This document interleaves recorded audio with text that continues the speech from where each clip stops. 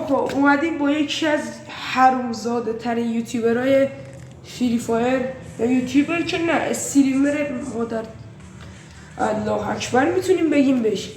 ببینید دوستان قضیه از این قراره، این حرومزاده خب من یه ویدیوی لاین گذاشته بود راجع به فایل ست. خب 2-3 ماه پیش، نمیدونم چند ماه پیش بود، این حرومزاده اومد فایلشو گذاشت، منم اومدم فایلشو زدم. خب گفتم فایلشو بزنم آجی پلی زیاد میده. اومدم فایلشو زدم، 2 هفته بعدش اکانتم رفت بلک لیست.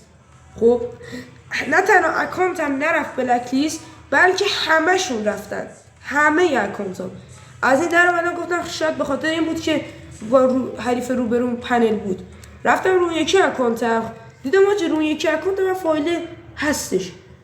بعد 1-2 مچ پلی دادم در اومدم، فرداش رفتم رو اکانت دیدم حاجی اکانتم رفته بلک لیست. فرداش بازم رفتم رو یکی اکانتی که رفیقم من داد اونم رفت بلک لیست.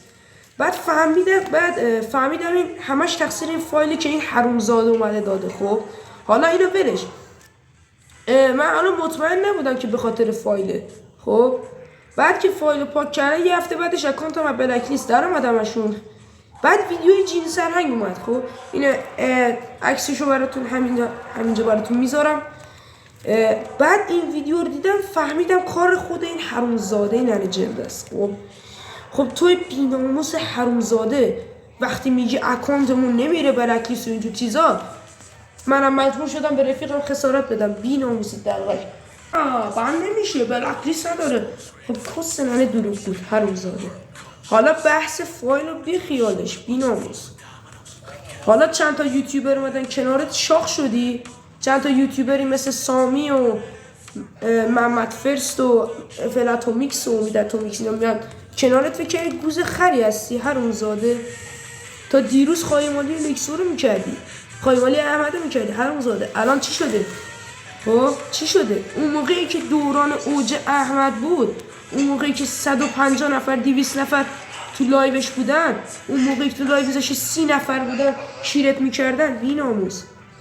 خب بعد تو این ننه جنده خب میرفتی خایمالی لکسو رو میکردی بیناموس. سر چی؟ توی حرومزاده فشار اومد بهت. میدونی چی میگم؟ لایو میذاشتی 30-40 نفر میمدن لایوت.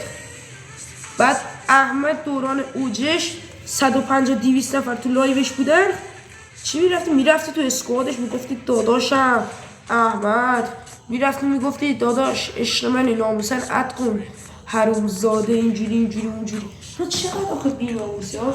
همین امید رضا که اومده تو رو دونیت کرده، اومد 7 میلیون تو رو دونیت کرد، تو به گوزت هم کیرت هم حساب نکردی. البته کیر که نداری، پس خرماست.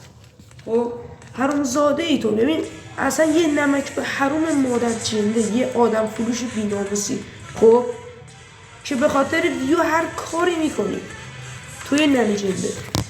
خب ببین فقط میخوام اینو بهت بگم، کس ننه خواهی مالت. خب که تو ننه جنده وقتی میبینی یکی داره کن داخل لایوت، خودت هم داری میگی اکانتم رفته بلک لیست. سر چی؟ سر فایلی که الان تو داری میگی نه بلک لیست نمیبره بند نمیکنه. خیلی حرومزاده ای، خیلی حرومزاده ای. تنها چیزی هم که الان من میخوام بهت بگم اینه، هر چی هم که بگی به کیرمه، بازم مثل همیشه علی اسلایر ننت زیرمه. همین.